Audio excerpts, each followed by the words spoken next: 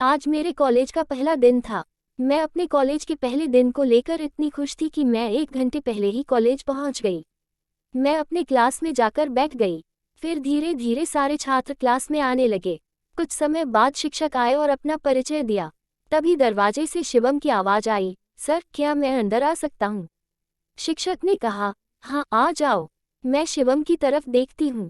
वो क्लास के आखिरी बेंच पर जाकर बैठ जाता है। थोड़ी देर बाद शिक्षक सभी छात्रों से कहते हैं कि 2 दिनों के बाद आपका फ्रेशर्स पार्टी होगा। अगर कोई छात्र कार्यक्रम में भाग लेना चाहता है तो क्लास के बाद ऑफिस में जाकर अपना नाम लिखवा सकता है। शिवम ने सोचा, क्यों ना मैं भी अपना नाम इस कार्यक्रम में लिखवा दूं। शिवम को गाने का बहुत शौक था तो उसने अपना नाम सिंगिंग लिस्ट में लिखवा दिया। 2 दिनों के बाद फ्रेशर्स पार्टी शुरू होती है। मैं भी प्रोग्राम हॉल में जाकर बैठ जाती हूँ। थोड़ी ही देर बाद प्रोग्राम शुरू होता है और कुछ समय बाद शिवम की बारी आती है। शिवम घबराते हुए मंच पर जाता है और गाना शुरू करता है। शिवम की आवाज़ सुनकर सारे छात्र और शिक्षक उसके गाने की धुन के साथ गुनगुनाने लगते हैं। मैं भी शिवम के गाने को मन ही मन गुनगुनाती हूँ। अगले दिन जब मैं कॉलेज आती हूँ तो मैं शिवम के पास जाती हूँ और कहती हूँ, कल तुमने बहुत अच्छा गाया था। तुमने सिंगिंग कहाँ से सीखी? शिवम ने जवाब दिया, मैंने अपने दोस्त से सीखा। और इतना कहकर वहाँ से चला जाता है। मैं उससे और भी बातें करना चाहती थी लेकिन नहीं कर पाती।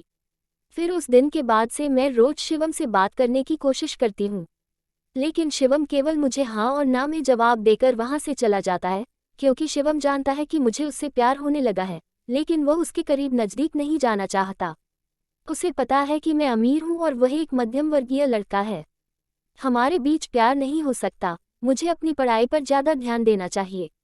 अब मेरे कॉलेज में 2 महीने बीत चुके हैं, लेकिन मैं अभी भी शिवम से बात करने की कोशिश कर रही हूँ। मैं जानती हूँ कि शिवम एक मध्यम वर्गीय लड़का है, फिर भी मुझे उसे पसंद करने लगा है। लेकिन मैंने कभी भी अपने दिल की बात शिवम को नहीं बताई। एक दिन मैं शिवम के पास जाती हूँ और कहती हूँ कि आज मेरी कार खराब हो गई है। क्या तुम मुझे अपनी बाइक से मेरे घर तक छोड़ सकते हो? तो शिवम कहता है, मैं तुम्हें छोड़ दूंगा।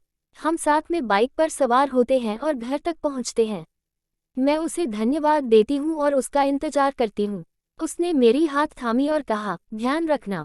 मेरे दिल की धड़कन तेज होती है जब मैं उसकी आंखों में देखती हूँ। मैं जानती हूँ कि यह प्यार है, लेकिन मैं अभी भी उसे इस बारे में कुछ नहीं कह सकती।